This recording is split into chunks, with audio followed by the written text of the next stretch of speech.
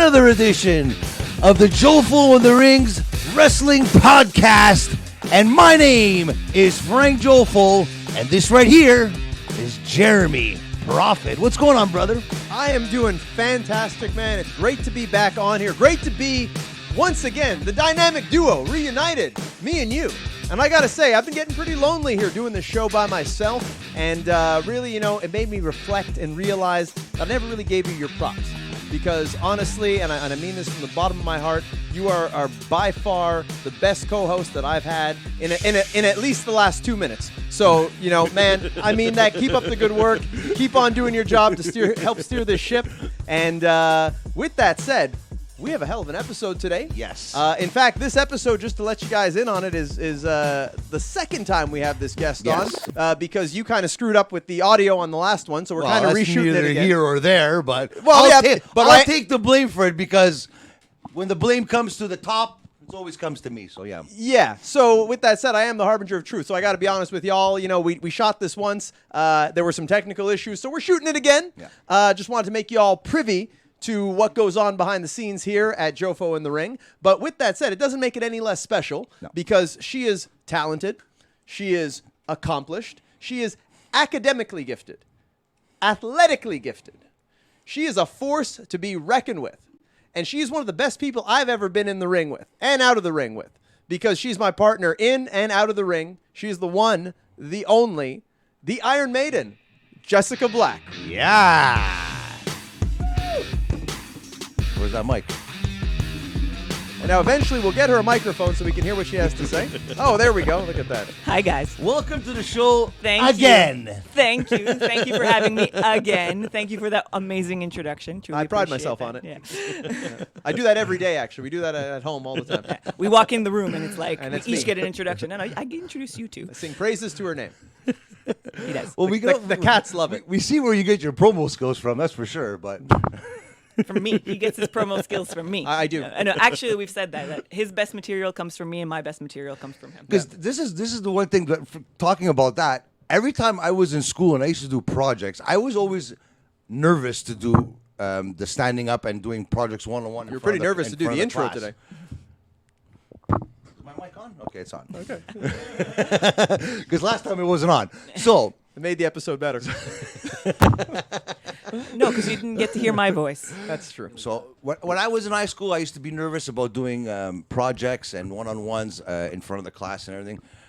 You as a teacher, I'm sure you see this a lot of times, but promo skills-wise, I think you're one of the best in the game. Thank you. How does that work with you, with school and the wrestling? I think I just saw something that really resonated there, is that acting is a piece of cake compared to teaching, because teaching, you have 30 kids that don't want to be there, that are thinking of other things, that want to make jokes with themselves. You have to entertain them, you have to educate them, and then they're tested at the end to make sure that they paid attention to what they have to say. So a promo where I have the mic and everyone is here to listen to me, no problem. I'll entertain you.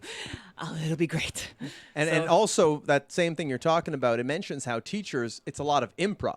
Yes. It's not like you have a script and then you're just memorizing it and then saying it. You got to come up with things on the fly. So I think that teaching definitely prepares people for promos. I've never been a teacher, but when it comes down to it, I mean, that's like going into a promo, a long promo. But every day. You've taught wrestlers before, like you've given them pointers. It's kind of not the same thing. I'm not going to take anything away from her, but teaching somebody to do something. Yeah, any form of education. Exactly. That's just me. I'm not. But there's a difference because as a teacher, you're living that day in, day out. That's your 9 to 5. 5 days a week at least. So it's like that's practice on top of practice on top of practice. So it's no wonder that she's so good and so natural on a microphone, because this is what she does. This is what she earns her living doing. And that's the thing, is that it's the 9 to 5, and I have 4 different classes. That's over 100 kids. And it doesn't matter. They don't give a shit if I had a bad day. They don't give a shit if I'm thinking of other things like that. They don't give a shit about what I'm going through. So that being on the spot, on the ball all the time is a huge part of performance. And it just carries over to wrestling that I'm not intimidated by giving me a mic. In fact, I'm more comfortable if you give me a mic in front of people because I know what to do with it because there's nothing that I haven't done. Which was great how you were like the teacher and you kind of mediated that little blooper that happened there before that may or may not make the final cut once this episode drops. It will. The question is, are the kids intimidated by you knowing that you're a wrestler and you slap and you throw people around the ring like you do on a weekly or monthly basis? So honestly, I've tried. The kids know that I wrestle because they, look their teachers up online and they find all these things. And so it's not a secret, but it's never something that I've talked about it with them. And anytime it came up, I'd be like, "Yeah, I'm a wrestler, and this is Jacques Cartier came in 1634, and that's like," and I would very much try to direct the information back to where I had to go because I'm very much a work hard, play hard, and it's like we're in school now, we're time to do this. You want to talk about wrestling, we'll talk about it after. And also I was like, I didn't always know how people would react and if they'd so I was like, it's business. And it's actually last year was the first time that I made a big deal and officially came out and said, okay, no, I'm going to talk to you guys about me being a wrestler. And were they excited? They were so excited. No kidding. It was no, I got emotional, and I don't get emotional for a lot of things, but I got emotional of how supportive and how just amazing they were. They were so happy to see me in that. I guess it's something that was always probably in the back of their mind because they're like, she does this, and we could see videos, but it's like it doesn't feel real because she doesn't address it. But now it's just I was able to actually show it, that personality, that character, and they loved it so much, and it made me they taught me that it's important to keep things real with students, and that students are human beings, and that they want to be treated like human beings, and you have to treat them like human beings. And I would have loved to have had a teacher in our day when we were in LaSalle Catholic High School that talked shop and talked wrestling, and we had one wrestler that was it was Andrew Cordair. Other than that, I don't think we had another teacher in the event or talking wrestling, but that would have been pretty cool. Well, I can tell you a story from back in the day. It might go over the heads of a lot of our audience, except for maybe the ones who went to high school with us. But I know that I didn't have the best relationship with math in general. I'm not a math person. Numbers don't like me. I'm Bruno as well. So I'm a literate scholar. Although I do have my education, I have the highest math high school education that you can have. But really, I do. But I got it on a technicality. Well, let's hear it. We're going to talk about technicalities and passing later because it's something that's dear to my heart. Yeah, we've seen a few of those in certain competitions. But with that said, I always like to tell people I have the highest possible math education that you can have in high school in Quebec. But I got it with as low of a mark as you can possibly get it. Sorry, Jeremy. There is pre-cal, and I don't think you have pre-cal. I don't even know what that is. That's pre-calculus that's taught in some high schools. I did 436. 536. It's not called that anymore, but yeah. 536 is called calculus now? No, it's 506. It's called scientific math. Okay, that's the highest I went. Yeah. 536. So all that to say, I don't have the best relationship with mathematics. So in the final year of high school, there was a teacher, Mr. Marcotte. He was a very heavy-set man. Yes. They let him, coach basketball and stuff. Yes. I don't feel he really liked me. And then one day, I happened to be talking with someone else in class. I forget who it was. And he was like, "What are you talking about?" And I'm like, "Well, we were talking about, Monday Night Raw last night." And then he starts telling us, "Oh, well, yeah, I hated that match that this guy had and this guy." And then I'm like, "You watch, sir?" And he was like, "Yeah, I watch every week. Yeah, it used to be so much better. Now it's terrible. Now it's the same matches. It's boring. And this is during the Attitude Era, right? This is wow. Yeah, it was. I guess for him, the product was already declining. But yeah, this was my last year of high school. He was the last math teacher, and ever since then, I feel he kind of always treated me better. And he'd the class would end, and then he'd pull me aside and be like, "So did you see Raw last night? Did you see SmackDown? Did you?" He was the only teacher that I kind of had that connection with, and I swear to you, he did not like me at first, but then found out I was a wrestling fan and liked me more. That's so important though, because that's the thing. It's important in teaching and it's important in wrestling too. Is that connection that you make?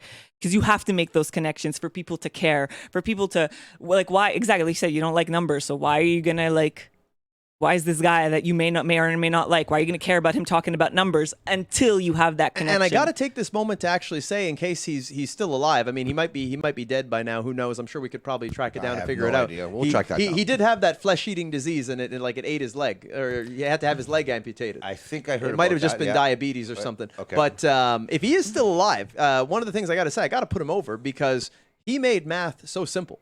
And I never did better in math than I did with him as a teacher because he just knew how to make it simple. I can't even put it into words and break it down more than that, is that math just became easy because it was simple. It was like, this is what you do to solve the problem.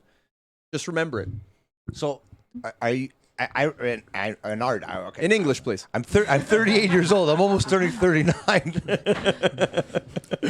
I remember in elementary school, used to be in one class. You used to be able to learn everything in one class. In high school, it was you go to math class, you go to gym class, you go to religion class. Which class do you teach? I teach English.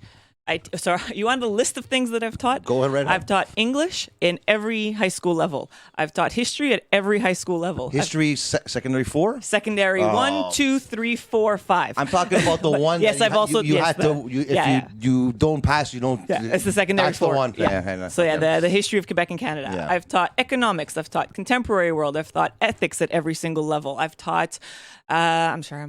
Why do I feel like business ethics? Business. Entrepreneurship. I feel like I'm forgetting something, but I've taught a lot of things. Physical education, Jim? No, unfortunately, because you're an athlete. Yeah, I know. Unfortunately, and I'd like to, because I actually think I'd be a pretty good gym teacher, because they'd hate me. The kids would hate me. but no, that I have not taught yet. That's cool. And wrestling, would they bring in a wrestling program? Maybe I'm not talking about professional wrestling. I'm talking about the mat. But that's a good story because we tried. Yeah, she and I both tried. But more so her than me. I was just kind of part of it because I owned a couple rings. But we did actually try to start a professional wrestling program. Yeah, and so to go back to that, there are amateur wrestlings in a lot of high schools. It's slowly becoming more and more popular, so that is a thing. But when we tried to bring in professional wrestling, it was it went up the chain of command. They a principal was totally behind it. We were going to have a wrestling club, and it went up the chain of command, and it was denied because professional wrestling is not recognized as an official sport. So it was not. So I don't know. Logan reasons. Paul just came out and said, "I love this sport." So I don't know if someone told him not to say that, or maybe it was just something that just came to his head. But me personally, I would call it a sport. It's. I hate to say it, but it's sports entertainment. Yes. Okay. You got a point there. But it is a sport. You need the conditioning that athletes need, the cardio, the strength, the memory, everything. You need that. Yes. If someone has a question. Hold on. One of our students. I didn't know we were taking fan questions here. But you just had me. I had a thought because you said that. What do we call then the Harlem Globetrotters? That's a good sports entertainment. Sports entertainment, they call it. Yeah, but you have to train in sports and basketball, be in that thing, right? Yeah. So that's a good point. And Yep. But what about the amateur wrestling, like the ground and pound, not the ground and pound, the mat wrestling, you see in the States and the collegial and the All-American. I believe the term you're looking for is either Olympic or folk style. Okay, wrestling. like a Brock Lesnar, what he did, or Dolph Ziggler, or guys like that went to college and did. Would they think you could bring something like that in instead of they have sports entertainment? Yeah, and they have, and That's there cool. are schools that do because again, it's insurance reasons. That's covered in official sports. So for insurance reason, the kids are covered. Okay. If something happens. But to me, wrestling would be no different than having a theater program or having a drama program. It's entertainment in one of its forms. And I think that's where there's a big misconception and people are a little closed-minded to it, that, okay, it's not a sport by your definition, but it's no different than you having... I competed. I competed in comedy improv. And that was a program that was done at our school at LaSalle Catholic. That is true. And we saw that in the yearbook for Jeremy Prophet theater. The theater class. There was a... fourth overall improv class. Fourth overall in the entire province. Yeah. I think you hit something that is not a competitive sport. I guess it's not a competitive sport, wrestling, but it's a sport, just like the Harlem Globetrotters. I think you nailed it on the head when you said the insurance purposes. Yeah, Because it's it's like when I did the events, the insurance. I'm sure there could have been potential injuries. Obviously, there wasn't. Thank God. But there should have been too. You guys should have worked stiffer. But well, there you go. But just to say, things could have happened that they're out of your hands and out of control. So I'm pretty sure. Yeah, I could see that. I could see that happening. But yeah, amateur wrestling, I could see it. It should be in all schools. I think. I would have loved that if we'd have had that back in my day. I think we all would have. Yeah, my high school, the high school that I went to now has a program, and I taught there, and then like there was a lot of guys, and like I think the first girl had enrolled, and I was like thought it was the coolest thing for her. I was like super happy for her, and like it's great. Do the kids talk about wrestling in class like we used to back in the day? Like a little less. So it depends. Less. I've heard kids talk about it. I heard kids talking a little bit more about UFC. I feel that gets a little bit more talk when there's the big matches. But like there's always, and you know what's crazy when I do hear people talk about it, it's still Attitude Era stuff. It's still the Shawn Michaels, it's still the Rock, it's still the Stone Cold. Kids that are that age and you're 14, 15 exactly. years That's old. cool. That's cool. That's the next generation of wrestling fans that are going to be one day maybe watching you guys in a big event or a big promotion one day. So yeah. That's pretty cool. If they want to be entertained. Well, of course. And they do want to be entertained. So now tell us about you going from the teaching to wrestling, because you started wrestling a lot later than I did. I mean, I started when I was 17. So I was right out of high school and I was into professional wrestling.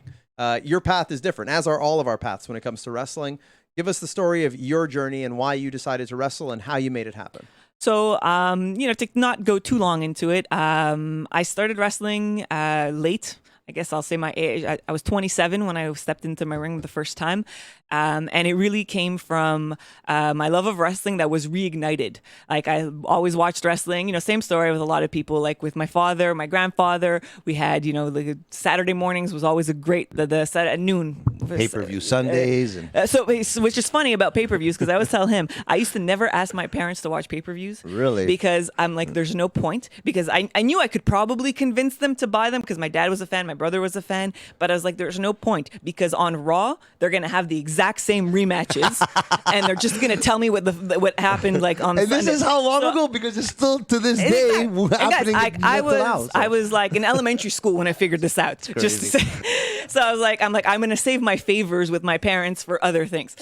So, but yeah, so, and then I life happened. I got into I took education seriously. Like Jeremy so nicely said it. I take academics very importantly, and I put a lot of time and effort in my academics. But then I got a reignition of my love for wrestling, especially with TNA.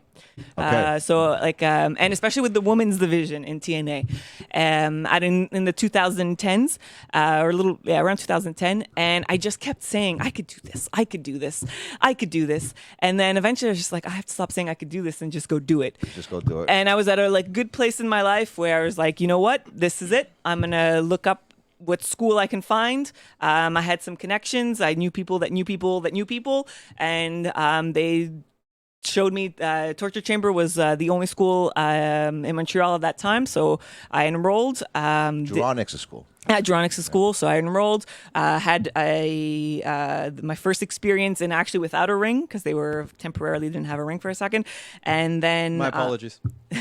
It's true. It was your no, fault. that wasn't me. It was your fault. No, that actually wasn't. That actually wasn't me. We'll get Drew on the show and we'll confirm. It actually wasn't me. And then But the second time. But and then I just started and I loved it, and I loved everything about it, like the physicality, the exercise that I was giving, the everything was just amazing, and I was just like, wow, not only can I do this, I was like, I can actually have fun doing this, and it's my skyrocketed from there, and I didn't look back until I got injured, but I didn't look back for a while. Do you think you got a fair shake, let's say? I think it was a lot easier for women now to start wrestling in professional wrestling, sports entertainment, whatever you want to call it. Yeah. Now than it was before. In your day when you came in, you said at 2010. Yeah. it wasn't the norm No. for women to be wrestling. So did they give you a fair shake, or did they say, "Oh, this is just another"? No, they gave me a fair shake, but I like that you bring that up because I feel when I was a teenager and I was watching the Attitude Era, I never, I don't know if I don't want to say that I never said this because I don't remember fully, but I was like, I never saw myself in the product. I remember I tell Jeremy a lot that I love tag team wrestling, but there was no girls tag team wrestling. So it was like I would watch the guys tag team wrestle. And then the girls would be there. There'd be Lita and there'd be, Trish. And I'd be like, I'd see them and I'm like, I don't look anything like those two girls. And I was just like, so I guess maybe this won't be for me.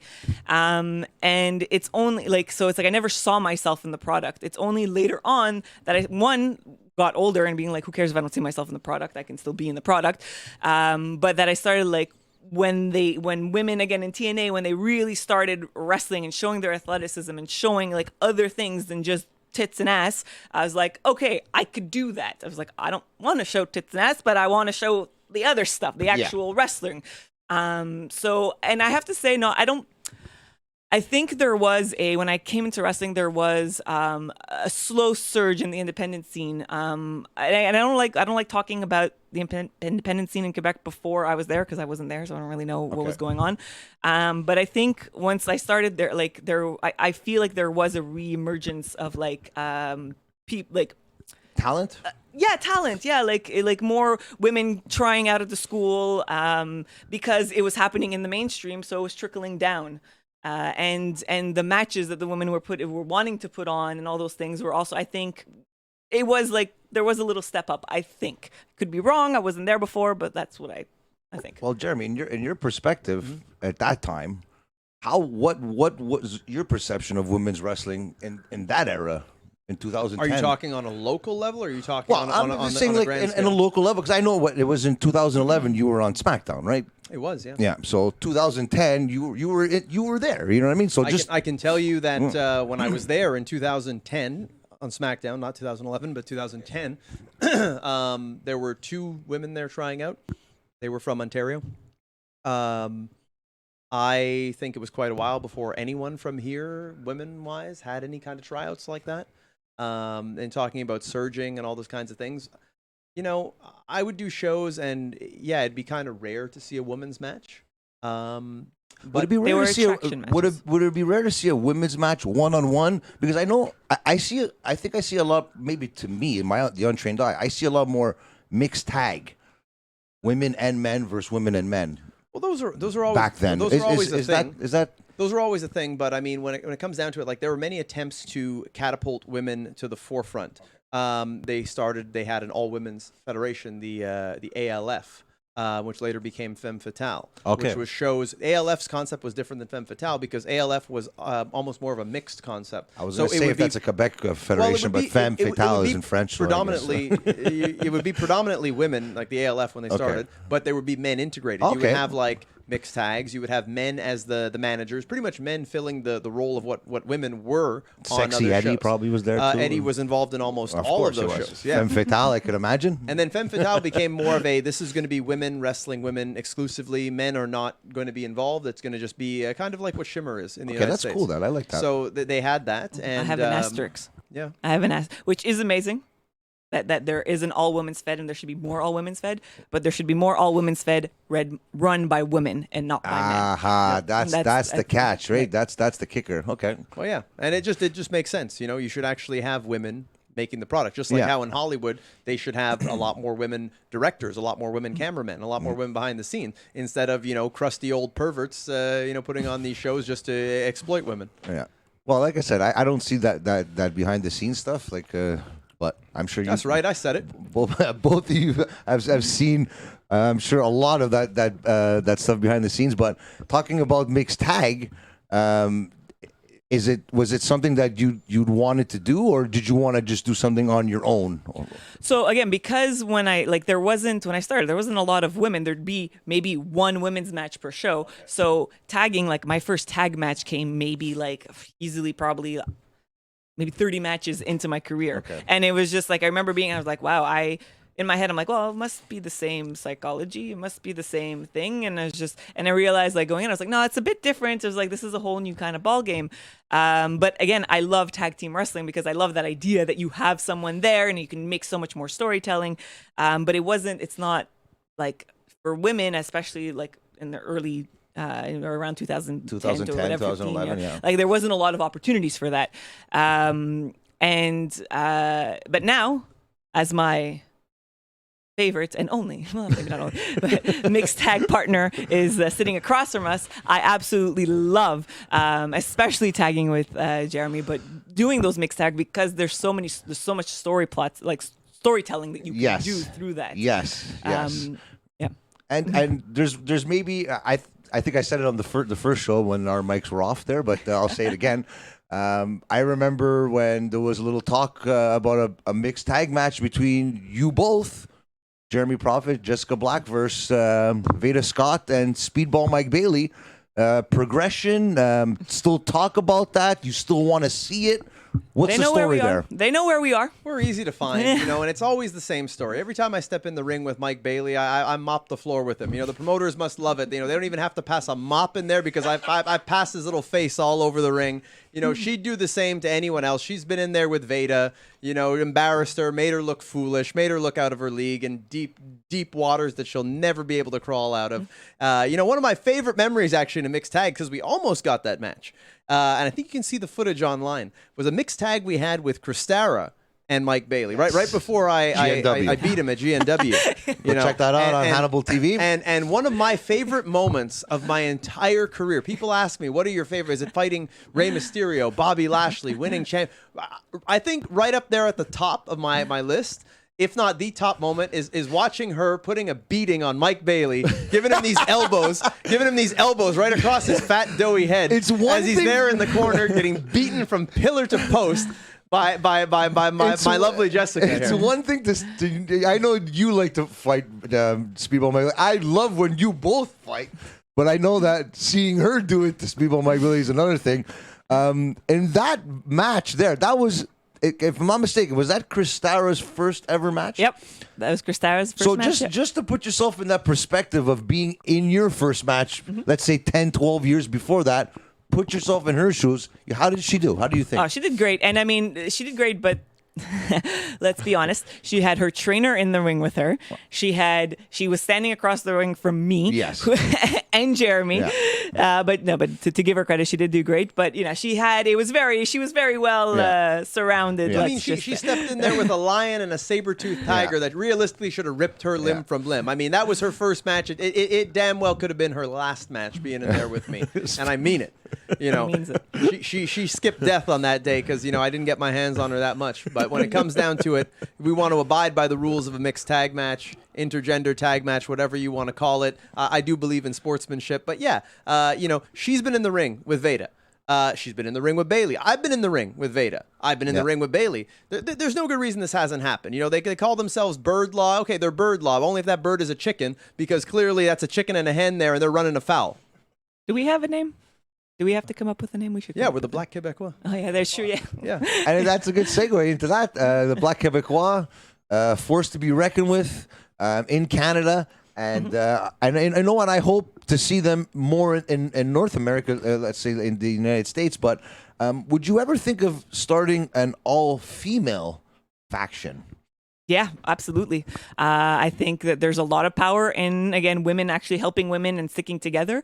I think that there's a lot of power in women helping each other, and to show just how dominant that we can be. I definitely would be definitely open to that. You know, I can have a. If you'd ever need a manager or a security bodyguard, Savage, Prophet. So he would be hold on. He'd be the support, but not like we wouldn't need him. I don't need to take away. I don't need to take away from what they're doing from her endeavors. As much as I appreciate, I'm sure you'd be proud. I'm sure you'd be happy to see her. We've talked about this. We've talked about some potential new recruitment for the Black Quebecois on the female end of things. We've scouted a few people. I'm not going to throw any names out there arbitrarily, but we have scouted a few people, made a few offers. I think we even came up with a name, although I don't remember what the name was. But we had a name for your stable too. So it's one of those things that you just gotta kind of wait and see, and it'll materialize when the need comes around. I was at the last IWS event, and I don't remember the name of your entrance song, but it caught me. Like, I was smiling when you came out because you had this whole. It was a whole elaborate entrance that everybody was freaking out, and it was well done. What's the name of the song of your entrance? Redemption. Okay. And has that been your entrance in music? No, it's actually I've had a couple entrance musics. It's relatively new, like we're post COVID. But even though if you look up the song Redemption, it's a personalized remix. So there's you won't find the actual song that I use because there's a little bit of a remix in it. And if people listen to it, which I don't even want to say it, you shouldn't say it. I'm not going to say it. No? But there's a beginning part so that people actually go watch. One of my great matches. It was kind of hard to figure out like the sound and everything, but the way the song was and the way you came out and I, watching your matches throughout the years of knowing you now, it's such a perfect song for you. Yes, I appreciate that. Yeah. There's I'll just say there's a little Easter egg at the beginning. Okay, so then I'll open my ears at the beginning next time. Throughout the whole song. So it's that people should recognize, even if you don't know the song, there should be there's a little thing that people should recognize. And you guys have to go watch it to find out. And if you do find out, just come tell me after. I'll give you a free 8x10. Perfect. Might be a lot of 8x10s. No, first person. The first person. We don't want to First person. But yeah, getting back to what we said there, mixed tags. I love the mixed tags. I love teaming with her. I think we're very innovative. I'd put us up against any team out there. I think there should be more mixed tags. You don't see enough of it. No. Yeah. Maybe, I'm not going to. Maybe on the independent scene, I think no disrespect. Is it a lot easier to do it on the indies? Why don't you see it more on TV? I think it's more easier in the indies because there's less stigma against women fighting men on the indies than there are. Because you see a little bit. You see a little bit of it in Impact Wrestling. I think that's the most predominant company that shows at least a little bit of okay, let's do it a bit, but. WWE, you rarely see. They had a tournament, I think, a couple of years ago. Which was so good. Yeah. It was so entertaining. And everybody loved it. And everybody always comes on and say, oh, we want to see this. No, we don't see it anymore. AEW, I don't think I've seen one. I think Adam Cole and Britt Baker may have done one against they did one. Orange Cassidy and Statlander. Okay, so yes. So that one, I think. That one. Yeah. The other companies, MLW, I have no idea what's going on there, but...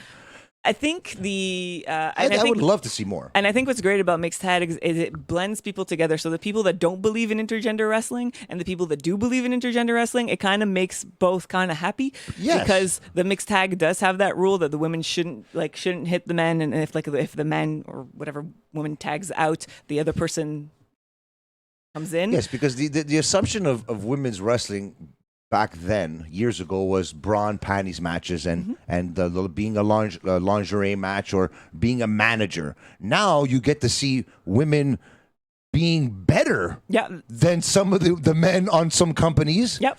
And could main event WrestleManias and Monday Night Raws and that. So why not put more emphasis on mixed tag matches that maybe you would have a Brock, if people want to come and see a Brock Lesnar, Put somebody like as someone that's just coming up, just to give them that rub of a Brock Lesnar. I don't know. I'm not, like I said. I used to make believe that I was a wrestler back in the day, but I think that's what I would do now to propel the women's division, because I know in AEW they say that it's not as good as the WWE women's division now. Well, I would say, and I know you're directing the question to her, but I would say, I think that a step in the right direction. It's something we've talked about here on a local level, and I'm sure once I say it, everyone's going to do it because I am a prophet, and people take the word of the prophet and don't like to give him credit. But when it comes down to it, I think that there should be mixed tag titles. I think there are. I think it would change the game. There is a company. There is a company. Which one? Yeah. Oh, you were talking about PWG, PWE, and Oshawa. Yeah, that's true. They did it. At least there's an effort. They did it, in Oshawa, and we were supposed to challenge for those, but the dates weren't convenient for our adversaries, for the champions. Oh, the date was fine for us, but the champions it wasn't that convenient for them. But I think we'll get that one back. But I think a major company should come out with mixed tag titles. I think even WWE could do it. The women's tag titles kind of disappeared along with the champions, who may or may not be coming back. Maybe like an AEW NXT, just to give it a trial run. You know what I mean? If it works in NXT, I'm sure it would work on WWE TV. I think it would add to the storytelling that you can now see these bonds between men and women. That they decide to team up to go after these titles, and I think it would make for an interesting dynamic where you have these different types of matches in a show. So you can get a singles match, you can get any variation of a singles match, whether it be 1-on-1, 3-way, 4-way, but singles matches. Then you have tag matches with all those same variations. Then you have women's matches, which the difference being that they're women. You can have women's tag matches, and now you can have the intergender or mixed tag matches, which they're two very different things. Intergender is where the men and women can fight each other. Mixed is where they can't. So it adds another kind of an attraction to the show. So if there's championships in that category, then that's a way to shuffle people in and out of the singles title picture, the tag title picture, factions that have women in it. There's so many different things they could do. I'm just surprised that it hasn't happened right now. I even had an idea for the titles that I'm like, you could make the championships have two chess pieces, like the king and queen chess piece at the head of the title. I like yeah, that. I tried to copyright that. Copyright that. Well, I said it now, so people can go back and look at the episode, and that's as good as copyright. But I have a lot of great ideas that get stolen by people. Well, one of the ones that comes up to mind for me, I don't know if you were a big fan of hers, was China. China was the first one to be in a men's Royal Rumble. She beat, I think it was Chris Jericho, if I'm not mistaken, for the Intercontinental title. Jeff Jarrett. With the kitchen sink. Were you a big fan of China? I was always impressed by her. I was like, she was mesmerizing, like just her physical specimen of a person. So it was always like really mesmerizing. And what I thought was interesting is I thought it's funny because what I thought then and what I think now are sometimes not always the same thing. But then it was interesting that she was in a role of the enforcer, which was usually always a male role in the X. But she was the enforcer, which is cool that it was a woman being the enforcer. Now I almost feel like I wish she did more. It's like I almost feel like it was actually not fully all that empowering because she was still being held to the standard of, well, you're a woman, so you're gonna, we're deciding where to put there you. and we'll be over here. But everything has to start somewhere. And again, she was impressive. I watched her and I was like, that's something to watch. And I think the next person I would think of too, right after China, her legacy that she left behind and everything, rest in peace, Beth Phoenix. Beth Phoenix is another one that, broke barriers and you know what? And I to see and I've watched matches that you've been in, and I think that you're a lot better than some of these men out there in these federations here. But where does that stigma come? I don't get it. I don't get it. It has to be because you're a woman. You have to fight a woman. Men, you have to fight. I just don't get that. It's professional wrestling. Yeah, but I think so. Professional wrestling still again, and not everyone's going to agree here, but professional wrestling works when the story is believable. Of course. So if you put someone tiny, which could be the same gender, against someone like Brock Lesnar, you have to work extra hard to make it believable. Rey Mysterio had to come out with a lead pipe to fight Brock. Yes.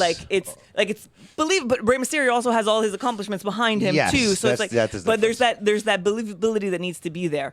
So so it becomes yes, we're all people and that's totally fine and equality, and I will totally I'm full on women's side 100%. But there still needs to be that believability for people to catch on and get on. And I watch a lot of UFC, and what I think when I see the UFC is the women don't need the men to get over. Do you think now talking about UFC now, do you think that it'd be fair? Because in UFC it's weight classes, right? Yeah. You're not fighting Brock Lesnar's not fighting Rey Mysterio in UFC. Yeah. Same with the women. Yeah. Would you think that women would be able to fight men in UFC and it would make any sense? I think some of them might. And as much as I'm saying maybe they wouldn't, it'd be interesting to see. I wouldn't mind seeing Cejudo fight Nunez. I would pay to see that. That would be the same weight class, right? Would you pay to see that? I know you're the MMA. Oh, I definitely think it'd be just the spectacle of it it'd be alone. a spectacle of it. There are some women in the UFC who fought men in kickboxing. Jermaine Durandamy has fought a man and beat him in a kickboxing fight. Really? So there is some precedence for it. Yeah, she fights at 135. She's in the top 5 from the Netherlands. Hell of a fighter. And then in any other sport, you think like even hockey. Like hockey, I think it was who? Manon Rhéaume that we saw. She was a goalie. She got tryouts with the Tampa Bay Lightning. Yeah. I don't know if she played an actual game. She was on the roster, but I think I not to say it has to be the NHL, but maybe we could have another league to say that okay, women could play against the men. Let's talk about hockey. Well, there you go. Let's talk about hockey, because I think the first thing that needs to be done before we even talk about women and men playing together is that women need to be playing by the same rules as men. That's true. Because right now, please, someone out there, please, this is a question to everybody. I want to know why women's hockey is not played by the same rules as men hockey. Why are women not allowed to hit? That's one thing I never understood. I never understood that. And I played hockey all my life. Mm-hmm. I think I played with one girl on my team, and it was I don't remember. I don't remember if she was able to. Whenever? Well, it was in Pee Wee, so I know that there was no contact at that time. So it kind of makes sense for that timeline, but. As you're saying, like in Olympics and stuff, it's I mean, we're from Quebec. I come from a very, very strong hockey family. Yeah. My brother played for a super long time. My nephews are all enrolled. Montreal Canadiens fan? Yes. I don't know. One more for the good guys. Okay, continue. My dad coached for a very long time. I grew up in arenas, right? And I told this story last time, and I'm going to tell it again because I think it's so important for people to understand this in representation. I grew up in arenas. So my brother would go play hockey and have his practices, and my dad would coach. So my mom would often bring me to arenas, and I would watch these hockey practices and these hockey games. So I'm 4 or 5 years old, and I'm watching hockey. And I'm watching hockey like 3 times, like a minimum 3 times a week. And I go to my mom and I was like, I want to play. I want to do this too. This looks like so much fun. Like, why am I coming here and just watching? I want to do this too. And my mom, both my parents were very supportive people, said, okay, but you know what? We'll bring you to see speed skating, figure skating, and you've seen hockey. And then if you still want to do hockey, no problem, we'll enlist you. And so they brought me to bring all 3. They brought me to see all 3. Those are good parents, because a lot of people used to tell me if you should start speed skating before you play hockey. My mom actually wanted me to speed skate. That's a very good point, and I honestly, that's one thing I regret is not doing that process. It could probably but there's a lot of benefits. Yeah, of course. So I went to see all 3, and obviously I'd seen hockey, which was a bunch of boys, and I saw speed skating, which was both genders. And then I saw figure skating, which was a bunch of people that looked like me. So as a 5-year-old person, I'm like, well, it seems like socially I should be in figure skating because that's where I would fit in. That's where the people that look like me are. And I ended up doing figure skating for a very long time. I am not a graceful person. I have zero grace, right? And I went pretty far. I did competitions and I have zero grace, and I'm like, and still to this day, I look at hockey and I'm like, I would have been great. And I say this to my mom, and not in a mean way, because again, I don't blame her. Yes. But it's like I could have won 4 or 5 gold medals by now. Like, I know that I could have been on those hockey teams, and I know that I could have been good at it. But I watched contact hockey. Yes. And when I started watching women's hockey more, and I was like sitting at the edge of my seat, and I'm like, hit! And I'm like, and Jeremy was the one who pointed out to me, he's like, she's not allowed to hit. I was like, what do you mean she's not allowed to hit? And I'm like, the rules are different. I was like, what? It blew my mind. And I still can't believe that. And these girls, like, they watched men play hockey. Yes. They want to play that kind of hockey, and they're told they can't. And I don't understand. You think it's fair to say, like, it's basically like saying, you know what, the UFC, the women, you know what, you can't hit the girl in the face. Like, no headshots. No headshots, no scratch. Or not, obviously there's no scratching, but I'm saying there's different rules for the women because they're women. I don't think that's fair. And I think that's what it probably started off as. And now the excuse is, well, there shouldn't be hitting in men's either because of all we know of concussions and CTE. Okay. But hitting is not. No one's going to take the hitting out. And it's interesting. I just got to chime in because we had this discussion. We had a great discussion about this, and it made me actually go and research it. We had researched the hitting and what the thing was, and it's that the women in Europe, they were actually playing contact hockey when it came time to introduce a women's championship, or maybe integrate the women into the Olympics for hockey. the ones from Europe played contact hockey. They played the same sport as the men. But the ones in North America were playing this same watered down thing that you see that the women play that is not the same game as the NHL. Don't say watered down. I'm going to say no. Hold on. No, I'm going to say whatever. Hold on. I'm going to say whatever the hell I want because there are things in the world that piss me off, and I can't hold my opinion in because we tried to be nice. Mike, we tried to be nice. We tried to contact a lot of these women. We did. I'd love to have any one of them that has the guts to come on here and talk and defend their sport and why it should be the way it is and why women should be restricted to playing some sport that is different than the one that the men play, the one that they grow up watching, and the one that they want to emulate. So yeah, we've been very nice and polite. When I don't have to be nice and polite because I think it's a double standard. It's a ridiculous double standard in 2022. Women are not allowed to hit and play the same sport as the men. And I'll even go as far as to say a lot of these women with their gold medals and all these accolades and everything, if they were in a sport where other women like Jessika were in there with aggression, going in and hitting and hurting them and whatnot, they probably wouldn't have all those championships. They wouldn't. Would they have even played the sport in the first place, knowing the physicality and the risk? So that's where I'm going with this. I would love to talk to any of them. I'd be open to debate them, get them on here, defend your sport. The question is it a matter of because they're women, we feel bad, we don't want them to get hurt? None of them want to talk about it. Is it that? Like, I don't want to be the guy to say, like, what is it? There has to be something. We'll let to them. Yes. We got the representation of the middle-aged white male. This is just a theory. You think that maybe that if it was just as rough as the men's, less women would actually want to play, thus would have less competition, less of a league. I don't think so. And not maybe. I don't think so. But I'm not saying that you you're. Think it'd be the opposite. How many women are brick masons? Why not? I'd love. I thought of that actually. But women all want to be equal in every other job, but just the good ones. So throwing that out. But here's out there. But that's a good point. No, maybe but it's the roughness. Look, it is a good point, but I don't think so because they grew up watching that sport. They grew up watching people hit. So there you go. Why wouldn't they? Right? Why would it be like, oh, and now I got hit and now I'm hurt? Well, that's the sport. Get out of the sport then. You know what you were getting yourself into. Just to cap it up before I get off here, just because I went a little hard on women, for the same reason why I quit football as a kid, I started hockey, baseball, and football all in the same years. And then, why don't you introduce yourself there, a young lad? People know who I am. Don't worry about it. Our next door neighbor here from across the street. Anyways, to just say, I quit football after my second practice on the actual field because, like, I don't know. I think it was like my shoulder. I hurt something. I was like, you know what? I like hockey and baseball better. I guess you weren't ready then. So you never know. You like it till you play it. Yeah, no, and that is fair. So let me tie it all together here because I get where he's coming from. But my point is, I don't think that it would have scared women away.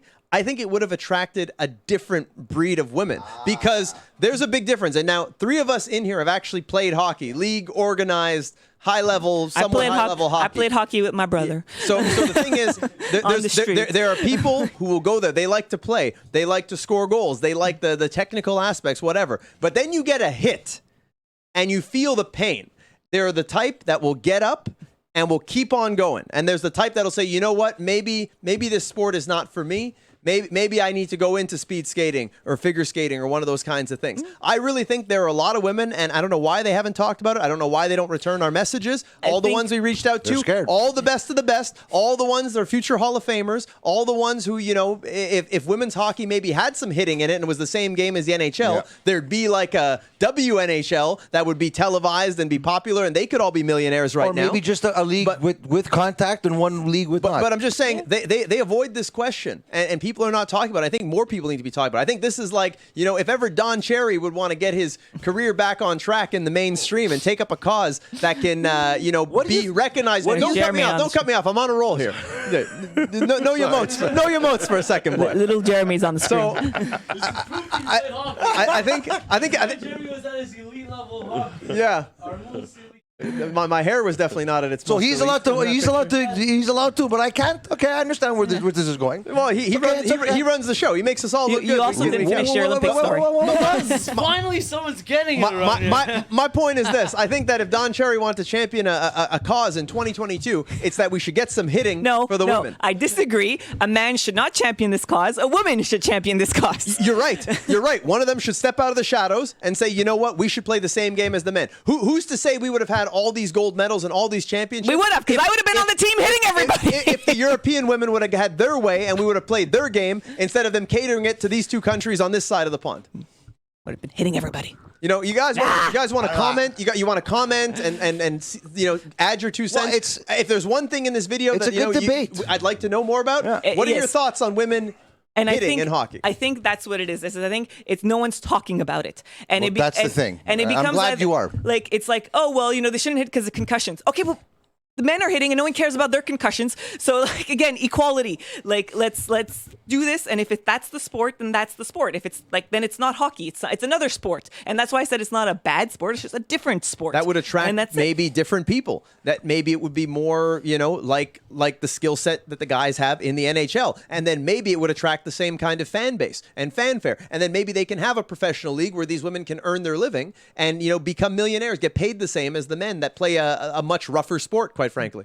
Do you think that has anything to do with the equal pay, maybe? Because maybe they're not getting hit, or I know that in soccer. So yes, there's... we did read that. I do remember we did read that, which is a very research, good point. That because a lot of these women have other jobs, that increased injury kind of would take them away from their jobs. So that was one of the reasons for that. And that is, that's a very credible, because again, in wrestling, like the risk of injury is there too, and you don't want it to if you get injured, you still have to go to work. That's day, the right? thing. So like I get that. But it's also a case of, as my good friend here has often said, it's the chicken and the egg. Yeah, Who's exactly. your good friend? It's that our executive producer. What's the story here? Is this a sandbagging episode here? The only one sandbagging is you, making it focus on him rather than focusing on our guest here. So getting it back on track. Because I know now. what you're doing, and you're doing it very good. I'm getting the episode back on track for our listeners. Thank you. Very Thank you. well. You're Thank doing you. it very well, Don. Thank you very much. Now it's become a handicap match. We got to find a girl to make this an intergender We're match. calling out any girl. No, out there. thank you. All that to say, it's a chicken and egg thing, because maybe, just maybe, if they played the same game, then they would be able to have a league that would pay them adequately, where they could make their living, they could become millionaires and whatnot, if it was the same sport. It's just it's not the same sport. Maybe that's why there's less interest in it. That's a good point. And it's like people are going to say, "Oh, you're being very harsh." You got to reality. be harsh. I tried to be polite with these people. I did my research. I would like for them to come on. I would like for them to respond. We contacted a lot of address it. them. We contacted a lot of them. No Well, answer. hopefully after this episode airs, maybe we'll get a couple of people that want to talk to you about or it. I got to talk run up you. on them like TMZ and be like, "Hey, what do you think about hitting in hockey? And are your gold medals legitimate because you didn't play the same sport as the men do?" In the end, the show is called Just Our Fucking Opinion for a reason, and that's what it is. It's just your opinion. So if you ever want to come out and talk about these situations here, we're more than welcome. The door is always open. Getting back to professional wrestling, we know Where we do have hitting, women that hit each other and aren't scared of a little physicality. We have. And if you are, please get out of the sport. You are in the big Canadian tournament. Jacques Rougeau has been talking about it for the past year, 2022. Lutte Academy. Yep. Jeremy is in it as well. Yep. What are your thoughts on going into the second round of the Lutte Academy, and also talk about your experiences in the first round with your opponent Chantal? So first off, it's very exciting. So the competition it's really. I'm happy to be in the competition, Of course. because it's a really great opportunity for Canadians who do not have a lot of opportunities to get seen by American companies. So getting to win, 3 months at the Nightmare Factory. We can also mention now that there 6 of the participants will also have a match on AEW Dark or Dark. Just Elevation. recently said by Or QT Dynamite. Or Dynamite, QT yeah. Marshall on AEW TV. on AEW TV. Yes, So, that's pretty cool. And I think that's a great opportunity opportunity for any Canadian. And so I'm super happy to be in there, and I take it very seriously. I am really someone who puts a lot of work into what I do. I take pride in what I do, and I'm continually learning. That's really like I really want to stress that, because I know that I don't know everything, and that I still have stuff to learn, but I take pride and I put time and effort. And I want to make that clear, because I want to be clear that I'm not going to let anybody take this away from me. I'm going to put everything it is, like everything I have into these matches to show that I can be a high flyer. I can be a power person. I have great character. I have great cardio. I have great promo skills. I am professional. I'm reliable. I'm innovative in my moves. I'm going to show all of the toolbox, and that toolbox is not limited, that it is more than any of the other women in the competition, and frankly, some of the men too, and that I deserve to win more than any of them. I think I showed that in the first round. And really, I think I'll just leave it at that for that. And I'm going to show it again in the second round. I was there. I was there for your match. Yes. It was a good match. Thank you. But it's the way your opponent. It's all about your opponent as well, right? It's a working dance, together. right? Like you said, it's not ballet, and you're only as good as your opponent makes you, right? In the end. Well, so I think No, I disagree with that. No? I disagree with that. go Of course ahead. you do. Go ahead with what you're going to say. No, Jeremy. I disagree with that. Tell us why. I'm not only as good as my opponent makes me. I'm as good as I make me. I put in the time. I put in the effort. I put in the work. Yeah, but if I just stand there, you could you could strap me to an anchor in the middle of the Atlantic. Okay, so I ain't gonna basically sink what to you're the saying is bottom. you'll be able That's to my wrestle. metaphor. You'll be able to wrestle a broom if the case may be. Yeah, I could wrestle a broom. Okay. I could wrestle you, and course, you could wrestle me. and still do the things that I do that people That's want to true. see. That's true. Yeah. That's true. But that comes also from a lot of confidence and experience, Yes. which is what I have over everybody else in the women's division. In Youth Academy, I gotta say you're probably one of the top. You are the top woman. Thank you. I appreciate that, but I feel that I need to prove it.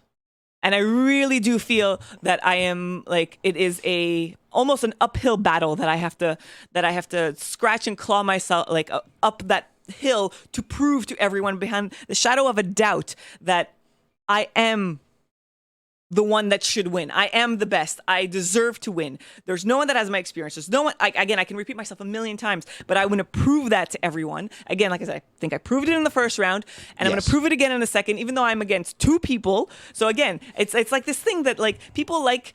I think Jeremy could probably relate to this too. Is that when you're good, people like stacking odds against you. They don't like they don't like being you too good. They so they have to try to take you down a couple notches. It's what I call the Robin Hood mentality. It's this person is rich. This person is pretty. This person is talented. This person has an abundance of all these things that the average don't have. So we're not going to praise this person that much because they're already there. So well said. And that's what she has to face in this uphill battle because she has more experience. She's taller than all the girls in this. She Her promo skills she hits harder. Promo skills in a complete different stratosphere And than anyone in here. Even a little bit better than some of the men. But hold on there, Frank, because the other ones would actually have to have some semblance of skill for us to even talk about skills. So they have to have some semblance. CC Cut's a half decent one. The rest of them, wouldn't pass amateur night at the Comedy Nest here. So when it comes down to it, she's got all the tools, just like she says. You just look at her last match. She went in there. She took out the other girl in a minute 10 seconds. A minute 10 seconds, dropped her with a liver shot. The other one was so gassed, she just sat there gasping for air, looking like a stillborn fetus that just came into the world and knew it wasn't going to last another minute. I'm going to tell you something right now. I hope the high school you work at has a substitute teacher lined up, so when you do go to the Nightmare Factory, everything's going to be there. Because I honestly could see you there, and if I don't see you there, I think it's a disappointment in my eyes. I think it's a miscarriage of justice. It's an absolute travesty. And look, I don't want to put words in your mouth, but no, it's upsetting to me. Things can happen in my career, and that's one thing. But when I see injustice like that, it's just stupid and asinine to think that she's gonna not be. Look, whatever happens in the finals is the finals. Anything can happen. You could slip on a banana peel. That anyone could have that happen in time. But when it comes down to it, the odds stacked against her now, two people instead of one. it's just going to make for a better story once it's all Someone said you've and done. already beaten already too. As well. Yes, Yeah. en plus, exactly. So it's like an extra chance yeah. for her. It's gonna make for a better story. The untrained eye. Yeah. That's what it looks like. Like I said, it's going to make for a better story that they stacked the odds against her, and she still overcame. But when it comes down to it, who are we kidding? Yeah. Two girls with a combined 2.5 years experience. Okay, wet behind the ears. Greener than the grass on the front lawn when you actually choose to water it. We've had Amy Crimson on the show, not to be biased or anything, but to me, she needs a little bit more miles on her resume. She has good work ethic. I can't of what I've seen. That's for like, sure. I'm next 100%. Next year I'm totally. She has my vote next year. After I win, because that's clear. Like it's again, and this isn't necessarily like against the other people. Which Jeremy might always not agree with me, but it's not. I'm always against the other. It's not necessarily against the other people. It's I know what I've done. I know who I am. And I know what I bring to the table. And I know it's more than everybody else. And you work for it. And I work for it. And I continuously work for it. And there's no one out there that can outwork me in any way. And people throw these things around arbitrarily. And they say, I've worked hard. I've busted my ass.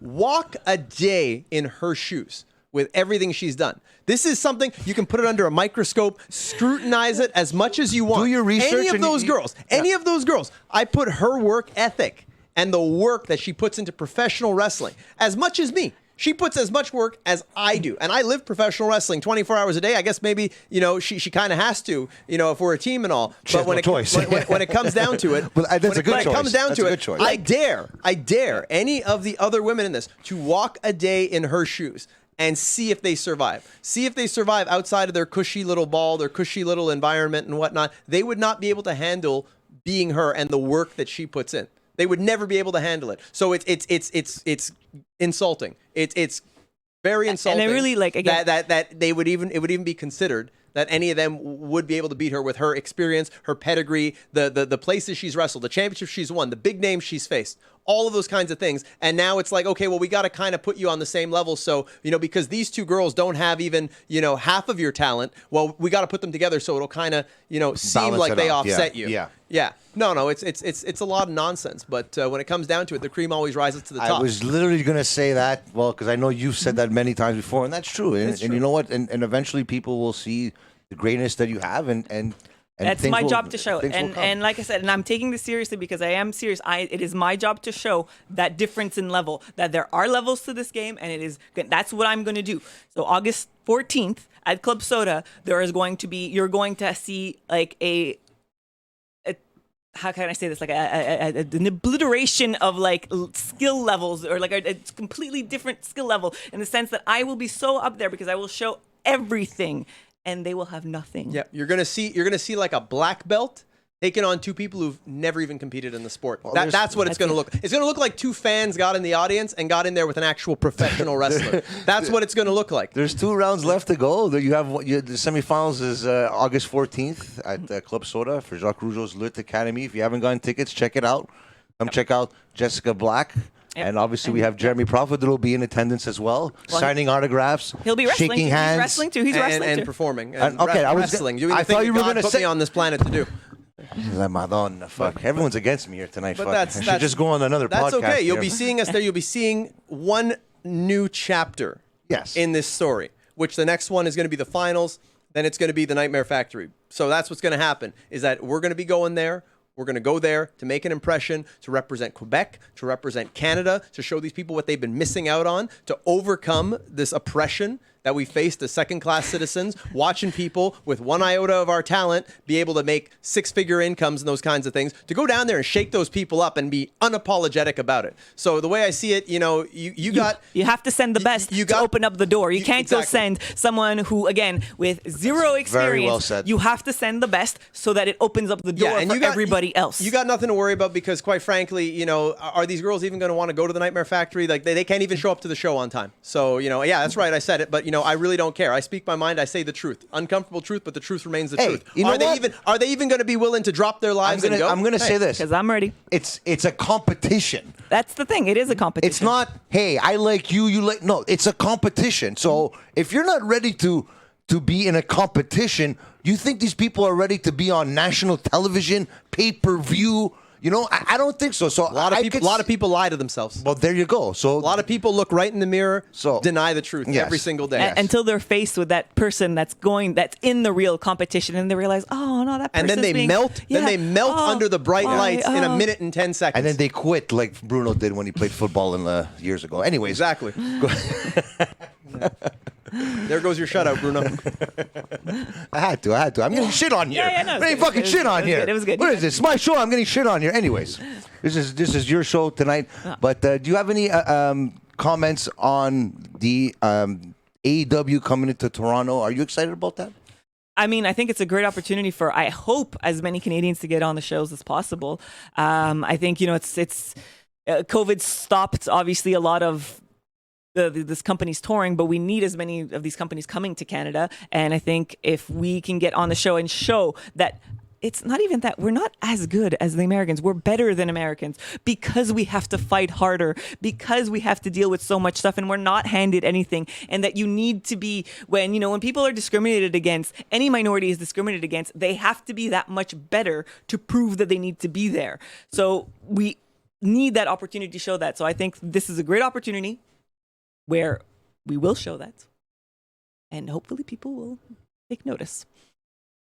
One thing I wanted to ask you, I don't know if it's too.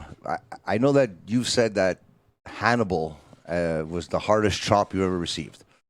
One of them. Yeah. One of them. Vanessa Craven. That was okay. So, Vanessa Craven is she in the competition? No. No. Okay, because I've heard You her gotta, name. you got to do your homework, man. Oh, excuse me. Maybe our producer knows who he is. Let's ask our producer. It's a she. It's a she? No, that's a he. Oh, okay, no. Okay. I thought you meant like. I know. But other than that, Jared, you want to ask any other important questions? I think everything that's needed to be said has been said. But I think that for those who don't know you, you should maybe let them know like some of your credentials, like some of the championships you've won, the big names that you faced. I will, but I almost feel like it'd be so much better coming from someone else instead of me bragging. But I will brag. No, but it's I true deserve to brag. I can brag for you. No, it's fine. So in less than a year and a half of wrestling, I won the Femme Fatale Championship in a triple threat against Lufisto and Stacy Thibault. I held the championship for over a year and never lost it. I was forced to relinquish it due to injury, but I defended it in Ireland, in Ontario, in Quebec, and I think I defended it probably 2 to 3 times a month, which is the most. I'd have to double check everything, but I'm willing to put it out there that I probably have the most Femme Fatale title defenses than any other Femme Fatale champion that there is. But again, I'd have to double check that, but I'm pretty confident in saying that. Then in my return, and one of my first matches, I won the GNW Women's Canadian Championship. I continued to wrestle again all over Quebec, all over Ontario, won a championship in Saskatchewan.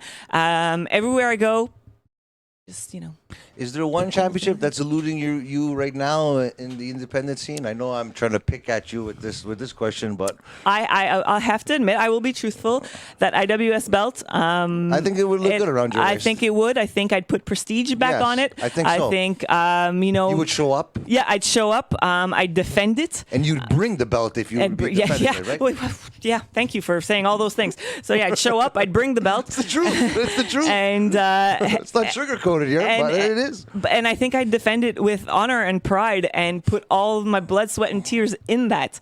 And I think that's what people don't realize when they wrestle me, because sometimes I am a quiet person backstage. But when the bell rings, like, that means something to me. It's I'm passionate about it.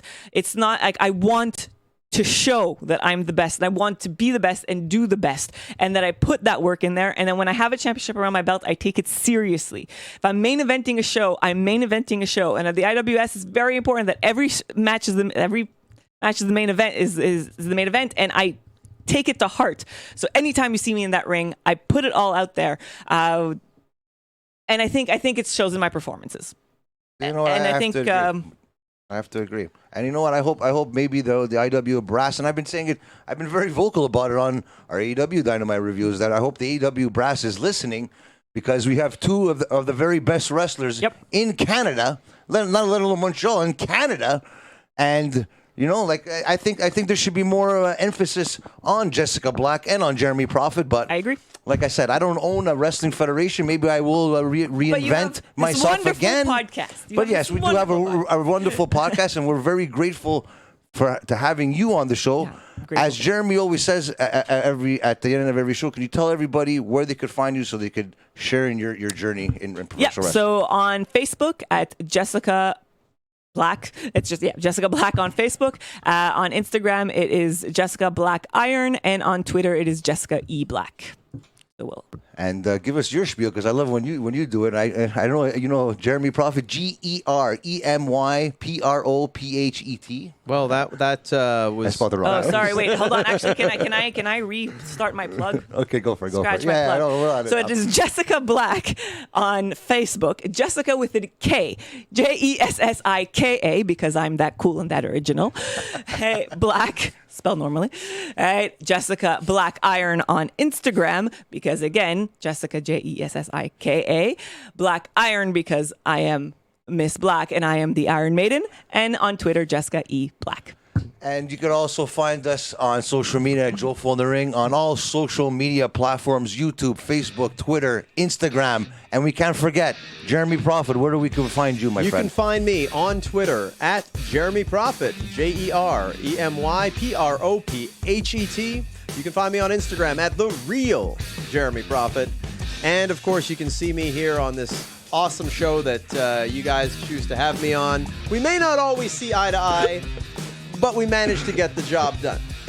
And with that said, I think this concludes another outstanding episode of Jofo in the Ring. Jessika, thank you so much for being our guest. Thank you very much. Hopefully you'll come back. Anytime. And hopefully you will all throw your support behind her and myself for Wrestling You won't Academy. regret it. We're going to represent this country ever so proudly everywhere in the world. Going to bring my aggressive mind and aggressive violence anywhere we go, anywhere this takes us, even if it is AEW television. We will fight for the people of this country. She'll fight for everyone. I'll fight for everyone. Man, woman, all colors, all races, every single person. This is a huge opportunity, so you're not going to want to miss out on it. And believe me, I always deliver on what I say, and we always take this very seriously, and we plan on taking it all the way. With that said, the most important thing that we want to leave you with is one last thing to this say. message right here. Wrestling is life.